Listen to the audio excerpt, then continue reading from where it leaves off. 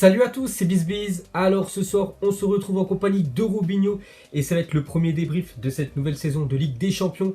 Donc c'est le match de ce soir entre l'équipe du Paris Saint-Germain et l'équipe du Real Madrid. Donc déjà score final pour ceux peut-être qui n'ont pas suivi. Donc l'équipe du Paris Saint-Germain s'est quand même imposé 3-0 contre l'équipe du Real Madrid. Donc pour moi ça a été vraiment un match à sens unique. Donc on va parler de tout ça les gars. Donc déjà en première partie, on va parler du match globalement et en deuxième partie de vidéo comme la saison dernière pour ceux qui nous suivaient. On va noter les joueurs du Paris Saint-Germain, voilà, parce que c'est vraiment l'équipe qui nous a impressionné le plus ce soir. Donc c'est parti, on commence déjà en parlant globalement du match. Donc toi, tout simplement, qu'est-ce que tu en as pensé de cette première prestation du PSG pour cette nouvelle saison? Ouais, c'est comme tu l'as dit, vraiment un match à sens unique par les Parisiens qui ont montré de belles choses pendant les 90 minutes. Et exact, ça c'est important parce qu'on sait que le PSG des fois a des passages à vide, notamment en Ligue des Champions. Ça n'a pas été le cas du tout aujourd'hui. Ils ont vraiment très bien rentré dans le match. Ils ont été d'ailleurs récompensés assez rapidement avec le but de Di Maria et ils ont tout simplement surdominé le Real Madrid dans tous les domaines. Donc c'est un match vraiment complet de la part du Paris Saint-Germain. Ça laisse présager de bonnes choses pour l'avenir et si ça pouvait bien évidemment se passer comme ça aussi sur les phases éliminatoires. Donc moi ça m'a fait penser un peu ce match-là. Tu te souviens il y a 2 ans, le PSG-Barça, le 4-0, vraiment où le Barça était complètement à côté de la plaque. On sentait le PSG qui était largement supérieur à son adversaire. Ça a été la même chose. On peut dire ce soir contre aussi une autre grande écurie, on peut dire espagnole, le Real Madrid qui a complètement déjoué ce soir. Ils étaient complètement à l'ouest. Bon après, je ne sais pas si l'équipe est prête, peut-être il manquait peut-être Modric, Ramos qui a beaucoup manqué, je pense, dans la défense. Casemiro qui était aussi au milieu de terrain, il faut le dire, il était nul. Voilà, sinon, côté Real Madrid, c'est compliqué. Bon, après, Zidane, ça lui, bien sûr, de travailler avec cette équipe pour que voilà, ça retrouve le niveau de il y a 2 ans. Mais bon, ça va être compliqué. On a bien vu que l'année dernière, c'était très compliqué pour l'équipe du Real Madrid. Et je sens que cette année, ça va être compliqué parce que même en championnat, il y a beaucoup de faiblesses. Et sinon, pour revenir sur l'équipe du Paris Saint-Germain du match de ce soir, donc voilà, il y a 3-0. Il y aurait pu, on va dire, aller un but pour le Real Madrid parce qu'ils ont eu comme quelques occasions, dont voilà, Gareth Bale qui a failli quand même quitter le club. Heureusement qu'il est resté pour le Real Madrid. Mais voilà, le PSG aurait marqué le double de but. On va dire, il y aurait eu 6-1. Voilà, un score comme ça. Ça aurait été, ça aurait pas été un scandale parce qu'ils ont eu énormément d'occasions. Je me souviens des face-à-face d'Aurel Di Maria devant Thibaut Courtois à 5 mètres des buts. Soit il tirait à côté, soit voilà, il tirait au-dessus. Mais bon, c'était pas au fond des filets. Donc le PSG était largement supérieur. On va pas en parler pendant 107 ans voilà, du match. Le Paris Saint-Germain, victoire méritée. Là, même ceux qui sont à fond madrilènes, je pense que vous allez dire que la victoire est amplement méritée. Côté parisien, ça fait plaisir quand même de les voir comme ça parce que ça faisait longtemps que j'ai pas vu un match du Paris Saint-Germain aussi sérieux qu'ils ont fait ce soir et surtout de la première jusqu'à la 90e minute. Donc maintenant on va passer dans la deuxième partie de la vidéo. Comme d'habitude, on aime bien noter les joueurs. On va noter tout l'effectif du Paris Saint-Germain et si on a le temps en fin de vidéo, on notera quelques joueurs du Real Madrid. Donc on va commencer déjà avec le gardien. Donc le gardien ce soir, une recrue, Keylor Navas, qui a joué contre son ancienne équipe. Ça lui fait plaisir, voilà, parce que t'es toujours content quand tu gagnes contre ton ancienne équipe et surtout un beau score, 3-0. Donc que dire de son match? Donc on peut voir le barème voilà, de l'équipe. Donc moi j'ai mis une note de 7, donc c'est un bon match de sa part. Après, bon il n'a pas eu grand chose à faire quand même Keylor Navas ce soir, je sais pas ce que tu en penses. Quelques frappes Gareth Bale et aussi Eden Hazard, mais qu'on fuit le cadre, on peut dire, mais sinon il n'y a pas eu grand chose à faire. Donc pour moi, un bon match de sa part. Je peux pas lui mettre plus au gardien costaricain. Donc pour moi, 7. Et moi aussi, 7. Il n'y a pas grand chose à redire parce que tout simplement, il n'a rien eu à faire du match, si ce n'est d'aller jouer des 6 mètres parce que le Real Madrid, je crois, n'a cadré aucune frappe dans ce match. C'est incroyable. En plus, ils ont 17 stats à la fin du match. C'était plus arrivé depuis quasiment plus de 10 ans que le Real Madrid n'avait pas fait un match de Ligue des Champions sans cadrer une frappe. C'est pour vous dire vraiment qu'ils étaient complètement à l'ouest. Voilà, ce soir. Ensuite, on continue avec cette fois-ci le défenseur gauche, Juan Bernat, un joueur vraiment que j'apprécie tout le temps présent comme en Ligue des Champions. Juan Bernat, que ce soit la saison dernière, tu te souviens contre Naples la saison dernière, il a été buteur. Et là, ce soir, bon, les stats de son match, c'est quand même 2 passes D pour Bernat, pour le premier but et pour le troisième dans le temps additionnel pour Meunier, les deux latéraux qui jouent quasiment en attaque. Donc pour moi, ça sera une note de 8 parce qu'il a fait quand même un bon match défensivement, c'est quand même ce qu'on lui demande en premier. Et voilà, 2 passes décisives, donc très bon match pour le défenseur espagnol. Je me demande pourquoi il n'est jamais convoqué quand même en sélection espagnole. Après, c'est vrai qu'il y a du beau monde sur son côté, je pense à Jordi Alba. Mais voilà, Bernat à chaque fois, il n'est jamais décevant avec le PSG, donc pour moi 8, très bon match. Moi aussi, je lui mets un très bon match. Franchement, c'est vraiment quelqu'un qui a un état d'esprit vraiment super sur le terrain. Il se donne à fond. Et comme tu l'as dit, que ce soit défensivement et offensivement, ça a été très bon. Ok, ensuite on va passer dans la charnière. Qu'est-ce que tu as pensé de la prestation de Kimpembe ce soir? Je l'ai trouvé vraiment pas mal, hein. Presnel Kimpembe, ça faisait très très longtemps, voire plus d'1 an que je l'avais pas vu comme ça. Franchement, aujourd'hui, il y a eu une petite hésitation en première période, sinon il a été quand même assez rassurant et je pense que ça va lui faire beaucoup de bien d'avoir fait un match complet comme ça, sans faire d'erreur, parce qu'il en a commis pas mal l'année passée. Donc vraiment, aujourd'hui, c'était très bien de son match et c'est tant mieux, je lui mets une note de 7. La même chose, hein. Bon, 8 pour Bernat, pour moi 7 pour Kimpembe par rapport à sa première mi-temps. Et Bernat, il a quand même fait 2 passes D, c'est pour ça qu'il a une note, enfin un point au-dessus. Et Kimpembe, ouais, tu parlais de ses erreurs, hein. Quand même le dernier match de Ligue des Champions du Paris Saint-Germain. Je sais pas si c'est une erreur, mais voilà, sa main, c'est lui, hein, qui est fautif et qui donne le péno à Manchester United dans les dernières secondes du match. Donc pour moi 7, mais voilà, il a fait quand même une belle prestation, le défenseur français. Ensuite, Thiago Silva, j'ai mis une note de 8, hein, pareil que Bernat.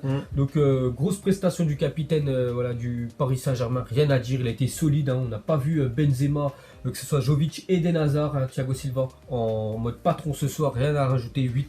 Très bon match de sa part. Ouais, je suis tout à fait d'accord, un petit point de plus quand même, hein, parce que c'est lui le patron bien évidemment par rapport à Kimpembe.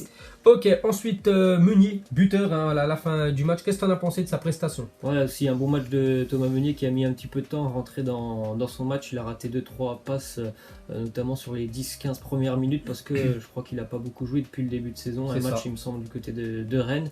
Mais après, hein, dès qu'il est vraiment rentré dedans, lui aussi, c'est vraiment un profil que j'aime beaucoup. C'est quelqu'un qui se donne, qui n'a pas peur d'y aller offensivement. Et pareil, défensivement, c'est quand même assez solide. Donc lui aussi, un bon match. Je lui mets 7. La même chose, un 7 pour Thomas Meunier, récompensé de son but. Peut-être il n'aurait pas marqué, peut-être j'aurais mis une note de 6, un peu inférieure par rapport aux autres défenseurs, mais sinon, voilà, il a fait un bon match, hein, et comme tu as dit, il se projette vraiment souvent devant, et ça fait plaisir. Donc voilà déjà les notes pour les défenseurs. On passe la sentinelle qui est juste devant, normalement qui joue en défense centrale, mais voilà, Tourelle l'a mis en numéro 6, c'est Marquinhos. Pour moi, ça sera une note de 7, hein. Ce soir, bon match, hein, vraiment le milieu du PSG a vraiment dominé, hein, le milieu du Real Madrid. Donc les 3 du Paris Saint-Germain, dont un vraiment qui a survolé le match. Donc on va commencer déjà avec Marquinhos. Bon match de sa part, voilà. Pourtant c'est pas son poste, hein, défini, on peut dire. C'est de mieux en mieux quand même. Hein. C'est de mieux en mieux, hein, vraiment. Voilà, il est bon en relanceur, il est bon, on peut dire défensivement. Sûr, donc voilà, 7 bons matchs. Ouais, c'est ça, bon match pour Marquinhos. Ouais, t'as tout résumé. Ensuite, Marco Verratti, qu'est-ce que t'en as pensé? Lui aussi, hein, il fait un très bon match, Marco Verratti. Je lui mets la même note que Marquinhos, la note de 7, hein, toujours dans les mêmes caractéristiques qu'on lui connaît. Ses récupérations de balles et aussi cette capacité à conserver le ballon alors qu'il y a parfois quelques pressings, parce qu'aujourd'hui, il n'y en a pas eu énormément quand même de la part du pressing de la part du Real Madrid, mais toujours des très bonnes transmissions vers l'avant. Donc lui aussi, bon match. La même chose à 7 pour Marco Verratti, on le connaît vraiment, c'est un aimant à ballon. Pour lui prendre la balle, c'est très compliqué. Niveau passe, hein, c'est au top. Donc voilà, 7 pour Marquinhos, 7 pour Verratti. On va terminer avec le troisième, hein, le trident, on peut dire, de ce milieu.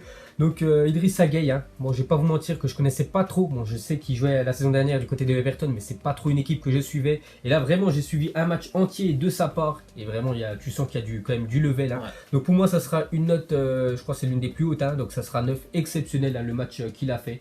Donc voilà, que dire de sa prestation niveau récupération, niveau relance, niveau voilà, cassage de ligne. Il a été énorme ce soir. Idrissa Gueye, il me fait penser à N'Golo Kanté, mais voilà, acheté, on peut dire 5 fois moins cher que le vrai N'Golo Kanté si le PSG aurait fait, l'aurait acheté pendant ce mercato. Donc 9, hein, note exceptionnelle, hein, pour lui. Je sais pas si tu as des trucs à rajouter sur le milieu sénégalais. Non, t'as tout dit, t'es assez complet. C'est vraiment quelqu'un, je pense, qui fera beaucoup de bien au Paris Saint-Germain pour l'avenir du club. C'est certainement un joueur comme ça qui manquait depuis quelques années. Moi aussi, je lui mets quasiment le 9, je mets le 8,5 pour lui. Et pour moi, le PSG, vraiment, je les félicite, hein, parce que ça, c'est vraiment, on peut dire, une recrue vraiment intelligente, comme tu as dit, parce qu'il va faire beaucoup de bien au Paris Saint-Germain. On va terminer avec les 3 devant, on va commencer avec l'ailier gauche.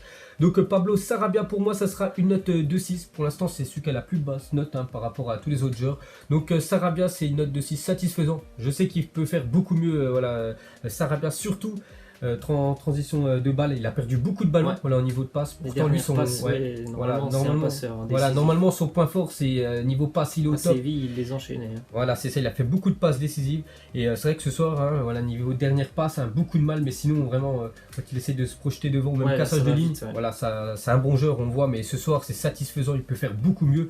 On peut dire l'ailier espagnol. Je suis tout à fait d'accord, je lui mets 6 parce que lui, comme tu l'as dit, je pense qu'il fera beaucoup mieux dans le futur. Ok, ensuite Ensuite, on va parler de Icardi. Qu'est-ce que tu en as pensé du premier match de Icardi en tant que titulaire? Premier match depuis très longtemps en plus pour Avril, Icardi, donc vraiment plutôt intéressant d'ailleurs à ce qu'il a fait, alors qu'il est quand même, je pense, en manque de rythme. Ce que j'ai apprécié, c'est que franchement il a participé au jeu quand même avec le PSG. Moi je trouve que c'est vraiment plutôt un attaquant de surface, mais il a participé. Souvent il a récupéré des ballons dos au but, son jeu bien évidemment en déviation. Et puis il a aussi gagné pas mal de duels avec les défenseurs de Madrid. Il les a bien gênés, donc quand même un bon match pour lui 7. Bon, moi ça sera 6 à Icardi. C'est vrai que voilà, c'est un match de reprise. Pour ça, je peux pas lui mettre une note comme 7, un bon match. Pour moi, c'est un match satisfaisant parce que je sais qu'il peut faire beaucoup mieux, l'attaquant argentin. Mais bon, il vient d'arriver, il a pas fait encore beaucoup d'entraînement avec ses coéquipiers. C'est le temps que tout ça se mette en place. Et ça reste quand même un match satisfaisant de sa part. Et j'assure, dans le futur, il fera des énormes prestations. On va terminer avec le dernier, le double buteur. Vraiment, au début de match, il était inarrêtable. C'est Angel Di Maria. Donc pour moi, ça sera une note de 8. Très bon match. J'ai quand même mis Idrissa Gueye devant avec une note de 9. Parce qu'il m'a vraiment épaté. Le milieu sénégalais, donc Di Maria. 2 buts. Vraiment, voilà, ce qui est le plus important dans un match de foot. Bien évidemment, c'est pas de faire des passes, tout ça, c'est de marquer. Voilà, il faut marquer plus que son adversaire. Il a été tout simplement énorme sur ses frappes, vraiment en première intention. Et voilà, Thibaut Courtois n'a rien pu faire, surtout son deuxième but qui est magnifique, ras du poteau. Donc sinon, voilà, Di Maria, des fois hésitant, il a pu avoir une note un peu plus. Quand il est arrivé, il a un petit peu joué trop facile devant Courtois quand il a tenté le lob, ou même des fois les dernières passes ont été compliquées. Physiquement, il a peut-être baissé un peu. Voilà, un peu de mauvais choix, voilà, on va dire. Mais sinon, voilà, très bon match de sa part, 8. Il a marqué un doublé, donc parfait pour l'attaquant argentin. 8,5 pour moi, parce que franchement, à la mi-temps, je lui aurais mis 9. En seconde période, il a eu quelques choix un peu. Il aurait pu mieux les négocier. Ok, donc voilà les gars, la fin de ce premier débrief pour cette nouvelle saison. Donc PSG largement au-dessus, on va en parler plus. Donc il n'y a rien à dire, des fois il y a des matchs, c'est à sens unique. Ce soir, ça a été le cas. Nous, on en reparlera bien évidemment demain dans nos vidéos. Donc moi, Zap Image et lui, l'After Zap Image. Donc nous on se retrouve certainement pour le prochain débrief. Peut-être on en fera un dimanche soir parce qu'il y a Lyon Paris Saint-Germain qui est plutôt pas mal. Ciao à tous. Ciao.